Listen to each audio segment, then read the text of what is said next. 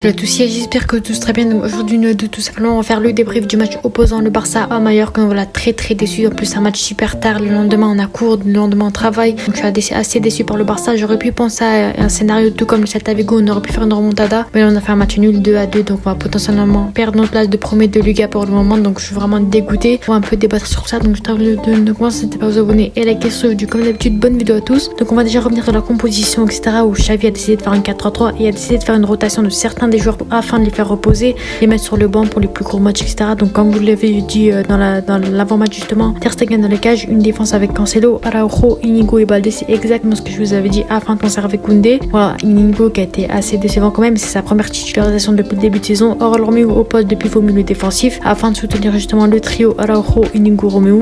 Il y a un milieu de terrain composé de Gundogan et de Gavi. Donc voilà, franchement, très bon milieu de terrain sur le papier, rien à dire là-dessus. Et l'attaque, on avait un petit peu de changement. Voilà, Joao Félix sur le côté gauche, Rafinha sur le côté droit. Et en pointe, on avait cette fois-ci Ferran Torres. Donc voilà, on a fait reposer aussi Lewandowski, tout comme Jules Koundé, afin de les reposer pour les plus gros matchs qui vont arriver très bientôt. Ils ont enchaîné les matchs depuis le début de saison, donc c'est assez compréhensible. Et afin de laisser Ferran Torres une petite chance, voilà, lui, c'est une petite chance. Depuis le début de saison, il fait quand même un bon début de saison, il marque pas mal de buts. Donc franchement, globalement, rien à dire là-dessus. Donc voilà, si on doit voir globalement un petit peu le match, voilà, déjà pour commencer, on voit l'état de la pelouse qui était vraiment très mauvais. Il était rempli d'eau, il me semble. Le ballon il ralentissait sur le terrain, il rebondissait pas beaucoup sur le terrain. Donc franchement, déjà la condition de terrain est très mauvaise. C'était assez compliqué de faire des bonnes passes, des belles choses, de prédire le ballon, etc. Mais franchement, globalement, match assez décevant, on va dire. J'ai pas vraiment reconnu le Barça. Voilà, on a réussi à enchaîner deux matchs, Betis Séville et Anvers, mais là on n'a pas du tout réussi à enchaîner. C'était assez compliqué. Mallorca, une équipe qui était 16e. Je l'avais dit que c'était un match piège juste avant. Et voilà, on est tombé dans le piège. Mallorca a réussi à gagner en posant le but dans les cages, bien sûr, avec 5 défenseurs et 4 milieux de terrain et un seul attaquant.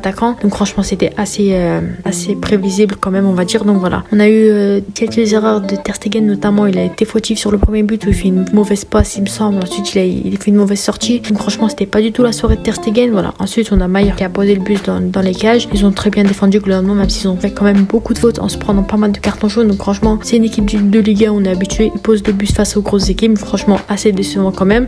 Voilà, globalement c'était un match assez compliqué, surtout la première mi-temps, même si on a eu le but de Rafinha très beau de 25 mètres. Franchement, rien à dire là-dessus. Il fait un bon match. Aussi, on a eu le contrôle de Xavi qui est très bon. On aurait même voulu qu'il rentre sur le terrain afin d'aider le Barça tout simplement. Donc, globalement, on sait que c'était un match assez compliqué. Voilà, on voit le manque clairement de Pedri et surtout de Jong qui, franchement, De Jong nous a beaucoup aidé depuis le début de saison. Très grand joueur qui nous a beaucoup aidé dans pas mal de situations, pas mal de grands matchs comme ceci notamment. Voilà, on a vu le manque malheureusement. Les milieux de terrain, ils n'étaient pas forcément à leur niveau, mis à part Gavi qui a été très bon encore une fois. Mais franchement, assez déçu quand même. Hâte de leur retour et j'espère qu'ils vont bientôt arriver. J'espère qu'on va quand même s'habituer et trouver une solution afin de récupérer les joueurs sur le voilà.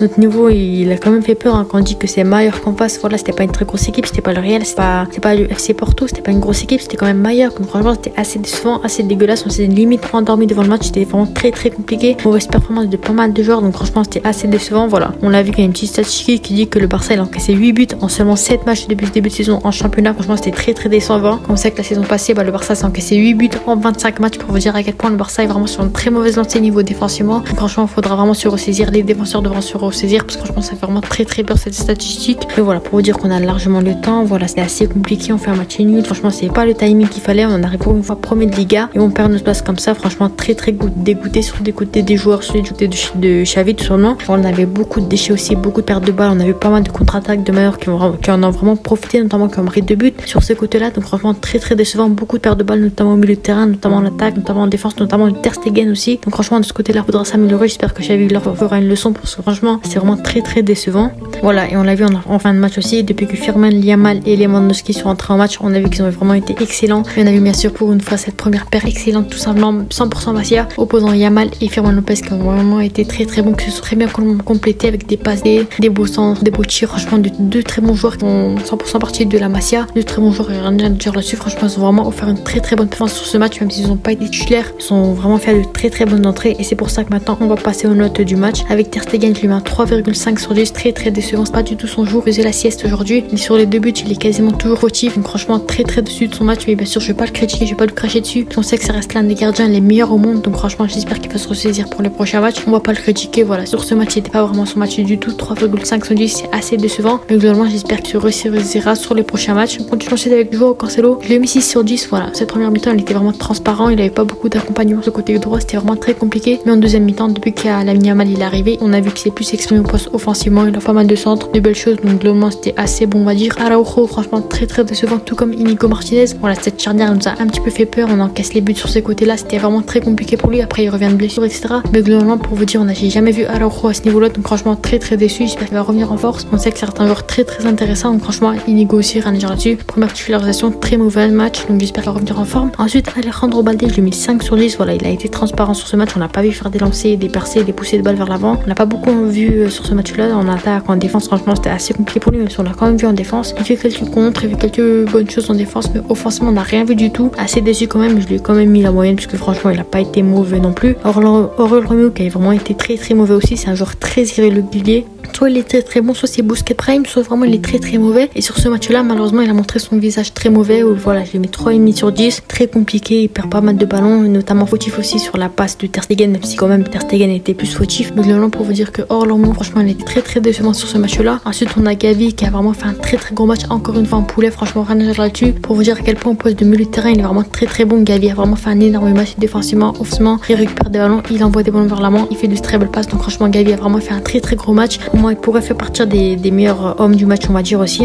Gundogan qui était assez transparent. Franchement, j'ai hâte de retrouver Gundogan de Manchester City parce qu'en ce moment, c'est assez compliqué pour lui. Il s'est pas forcément adapté en Liga. Franchement, très compliqué. J'espère le retrouver à son meilleur niveau possible. Je lui ai mis 4,5 sur 10. Voilà, c'est pas du tout la moyenne. C'était assez compliqué. On l'a pas beaucoup vu. Assez transparent. Franchement, Gundogan assez déçu sur le match là. Mais j'espère qu'il va se relancer aussi. Rafinha, je lui ai mis 8 sur 10. Très grand joueur. Auteur d'un but et une passe D. Franchement, très grand joueur malgré lui avait un raté face au gardien. Mais globalement, on sait que c'est un bon joueur. Il a offert une très bonne performance. Et il montre encore une fois qu'il mérite sa place de titulaire dans cette équipe. Très grand joueur Rafinha. J'espère qu'il va s'améliorer en finition, etc. Parce que j'ai cru voir Dembélé quand il rentre son 1v1 contre le gardien. Donc globalement, on sait que Rafinha ça reste un grand joueur. Et sur ce, Ranger là-dessus. En attaque, Ferran Torres qui a été très décevant aussi. Voilà, il a été très transparent. Il est rentré à la place de Lewandowski au poste de titulaire. Mais globalement, Ferran Torres a été très décevant. Malheureusement, j'espère qu'il va revenir en force. Grosse force à lui aussi, mais je lui ai mis 4 sur 10. Voilà, décevant. Dégoûté aussi, parce qu'il n'a pas fait un très gros match par rapport à ce qu'il aurait pu nous montrer en super sub. Franchement, je pense que Ferran ça reste plus un joueur de super sub qui rentre en fin de match pour marquer, etc. plutôt qu'être titulaire. Donc normalement voilà, c'est assez bon. Et João Félix, je lui ai mis 5 sur 10. C'est pas un gros match non plus. On va dire c'est la bonne performance qu'il a fait depuis le début de saison avec le Barça. Mais globalement c'était pas si mauvais que ça. Il n'avait pas beaucoup de ballons. Il n'avait pas un Alejandro Balde sur le côté gauche. Il n'avait pas vraiment de joueurs pour l'accompagner. Donc franchement on va pas lui en vouloir non plus. On continue ensuite avec les entrées avec Lewandowski. Je lui ai mis 5,5 sur 10. Globalement il a raté quelques occasions. Mais on l'a vu sa fin de passe par rapport à Lamine Yamal, etc. Franchement c'était assez propre. Donc 5,5 sur 10 c'est la moyenne quand même. Lamine Yamal justement qui a fait une très bonne entrée, qui a failli concéder un penalty, qui a fait de très bonnes entrées, de super centres, de super dribbles. Franchement, Lamine Yamal, il n'y a rien à dire là-dessus. Il fait une super passe à Rafinha, histoire de la passer à Ferman Lopez. Franchement, Lamine Yamal a fait une très bonne entrée. Pour moi, il mérite plus de titularisation, plus de temps de jeu. Franchement, il a été exceptionnel. 7,5 sur 10. Franchement, il mérite amplement. Il n'a pas vraiment fait de statistique, mais sur sa performance globale, son entrée en jeu a vraiment été très bonne. Et c'est ce qu'a disait le Barça afin de marquer sur le deuxième but. Et enfin, Ferman Lopez, 6,5 sur 10. Il est auteur d'un but. Il a offert de très belles choses au milieu de terrain, notamment la passe de Orlando. Franchement, cette connexion peut vraiment être très bonne et très bénéfique pour le Barça. Et Koundé, voilà, je lui ai mis 5 sur 10. Globalement, il n'a pas fait creuse non plus. Il a été plutôt bon, même si ça baisse quand même. Et c'est un gros problème pour lui. Très lent quand même. Franchement, c'était assez décevant. Ça m'a quand même fait peur. Mais globalement, on sait que Koundé, ça reste un bon défenseur. Il a fait le taf. Il s'est pas encaissé le but. Donc, rien à dire là-dessus. Et globalement, Xavi, je lui mets la note de 7 sur 10. Voilà. Globalement, la compo de départ, elle était assez bonne, on va dire, sur le papier. Parce que c'est pas sa faute si les joueurs sont mal joués quand même. Mais globalement, il a voulu faire tourner l'effectif. Il a fait rentrer les joueurs qu'il fallait, même s'il a quand même un petit peu tardé quand même. J'aurais préféré qu'entre un attaquant à la place de Orlando. Donc, globalement, il a vraiment fait de très bonnes entrées. Il a laissé du temps de jeu à Ferran Lopez comme je l'avais prévu pour l'avant-match. Franchement, rien à dire là-dessus. Donc, n'hésitez pas à nous donner en commentaire. C'était à ce. Je vous dis à la prochaine. N'hésitez pas à vous abonner et à liker. C'était à ciao.